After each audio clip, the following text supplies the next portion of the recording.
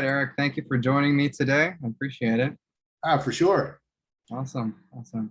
So just in a few minutes, just tell us about what you do and just tell us about yourself briefly. Yeah, yeah, sure. Well, we've had a lot of changes everybody has the last couple of years. So what I'm doing right now is taking what I've gleaned out of about 15 years of experience in large corporations when it comes to sourcing, supply chain, operational cost improvements, and all things savings, and combining that with a couple other things for small businesses, because my estimation and everything that's going on is pointing to the fact that small business is definitely threatened.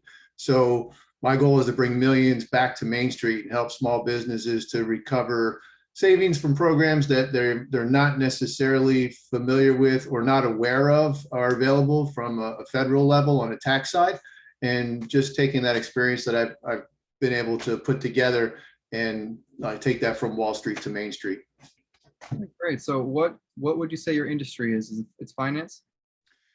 Well, it's actually, there's a finance background to it. So there's three different pieces of the framework that go into the small business saver framework. The front end of it is specialized tax incentives. So it's not that I'm doing taxes for the business, but I'm just giving them access to programs and engineered studies and things that they need to collect on federal programs that are there. And then the back end of it, we have a finance option when it comes to proprietary retirement programs that are probably a little bit more helpful when building a rapid single generation retirement plan for the owner. Got it. Got it. Thank you. So those are the main services that your business provides. Yeah, that's it in a nutshell. I think about I've got it built into the take advantage, tax advantage, the buy better, sourcing, supply chain, and cost savings, and the retire rich. Those are the three pieces of the framework. How long ago did you start your own practice? This venture I started just this year in March. It was prior to that, we were out on the opposite coast. We're in Florida now. We were out in California, and I was doing a whole another business development venture out there, more of a top-down marketing and developing program for a water treatment product that's manufactured in other countries. So it was just another big shift and reset to kind of get back into savings and pull together some things that I'm really passionate about small business. So Why did you pick your industry? Where does the passion lie? Yeah, the passion is because I see what's happening in small business, and I know the challenge was there for even a large corporation to be able to buy better and put money back on the bottom line. So the power has always been this. I knew even in a $20 billion company that what we were doing was really powerful, because you don't have to, if you had to sell $10 or $20 to get $1 down to the bottom line net, if you save that dollar, it's there already, right? So the passion there is I know how much of an impact that is, and I know what it takes to go from zero to the first million for a small business just starting out. And I've watched so many of them in different industries just suffer through challenges even before these last 2 to 3 years, hiring challenges and everything else. And so for me, I knew I didn't want to go back into a large corporation. And I found that my sweet spot in the middle there was the mom and pop shops up until I would say a mid-sized manufacturing company. And how many years do you have in the industry overall? So in sourcing and supply chain, about 15 years, and then in the business development from the other direction through about plumbing wholesale and all those in between for about 10 years. So 25 years total in total business experience. And what separates you from competitors? I know it's still early on, but I'm sure you have tons of experience and you know what separates you. That's why you started the business. Yeah, well, the overall value. So there's there's not a lot of folks that are pulling together everything in one place. And that is what allows me to kind of look across the whole landscape, and first and foremost to take that 15 years and make it into a format that allows the business owner to do things that are applicable right now. So my offer is always contingent. Anything that I do up front, if I have somebody into the whole framework, and if there's any upfront cost, I always have a guarantee. So there's a guarantee that there's going to be 10 times the value for what anything that I would charge up front. A lot of things I even do on contingency and find the savings first. And so I have a low barrier to no barrier of entry and no risk to the client. So that from a point of differentiation, I'm not coming in as a high price consultant that they're not going to know what they're going to get up front. They're going to find out really fast. And then honestly, if there's somebody I shouldn't be working with, they're going to find, I'm going to know, and they're going to know, and they're not going to lose anything.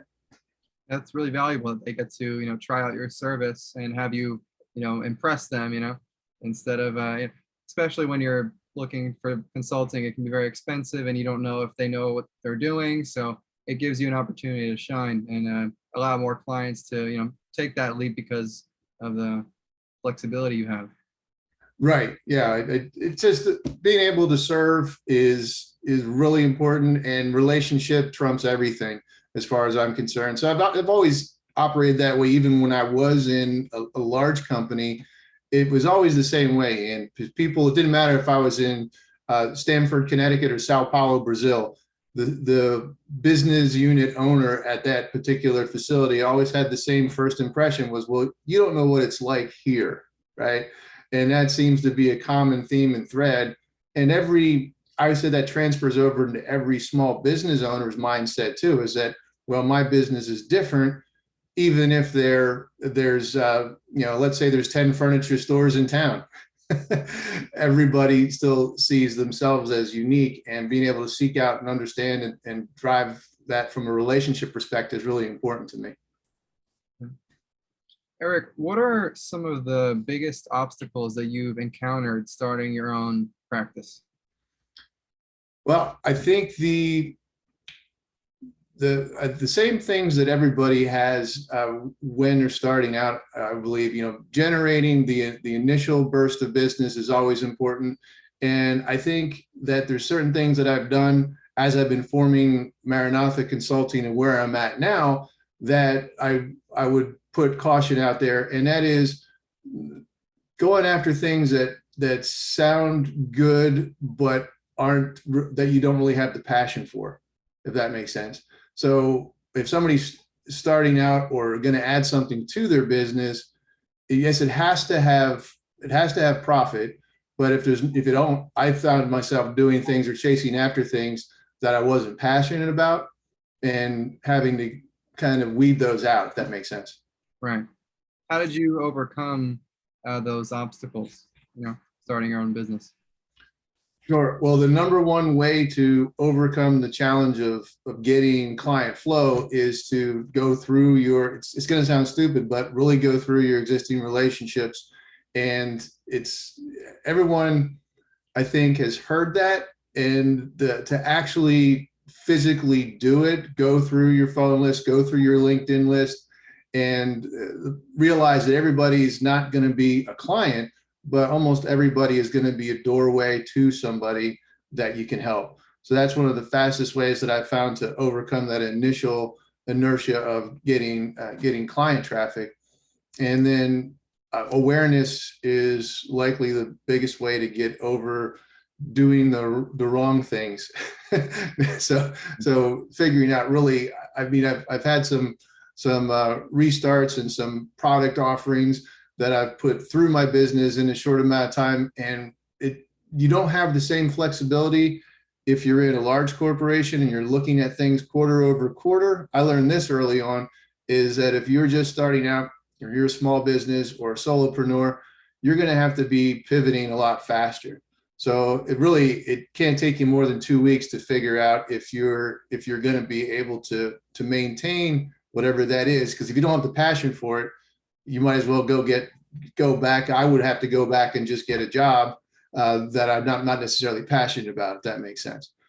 What did you learn about yourself in overcoming those obstacles and hills? I I learned how what I need to ask of myself earlier on. So I'm motivated more by the service and the value that I can provide than looking at a particular value proposition and saying, me personally, I'm not as motivated, even if I watch other businesses or I know that there's other people that have had success in it. I'm not as money motivated in that that's not my driver. If that makes sense. It's got to be the passion for the service. Okay. And what are some of your biggest accomplishments personally and professionally? Well, personally, I lived to 50 because I just had a birthday last week, and then my wife and I have been married for 25 years, and so that was something that we obviously know that it's not as it's that relationships aren't easy no matter what, but we've been successfully doing that and traveling quite a bit. So that was the thing for us. This goes into personal and professional. We got to travel for almost 3 years full time in an RV when we went out west, and made that part of our business and lifestyle choices before we retired, and I could still do it. You know what I mean? So that was pretty cool. And then I think having started something and still 10 years later, still be out in the business world and restarting something else, I'm pretty happy about. When I was in the professional world, I went from pretty much zero to associate director in a very large company within 7 years. And I think the key to that was I wasn't lazy. And I had different experiences than maybe I came into that corporate world from a different angle, where I did a lot of construction and outside work prior to coming in there. So I had a different feel for what was challenging, or whether it was hot or cold inside the office, having had to work outside in the freezing cold. It wasn't, those kind of things didn't bother me. And that allowed me to kind of go up those ranks and be able to basically train hundreds of procurement professionals within our organization on how to do the processes we were doing better, how to format what they were doing into software packages. And so those are some of the professional things that I've been able to do. That netted out basically hundreds of millions of dollars. At one point, I was managing $400 million in supply chain raw material spend in an international category. So, wow, that's extraordinary.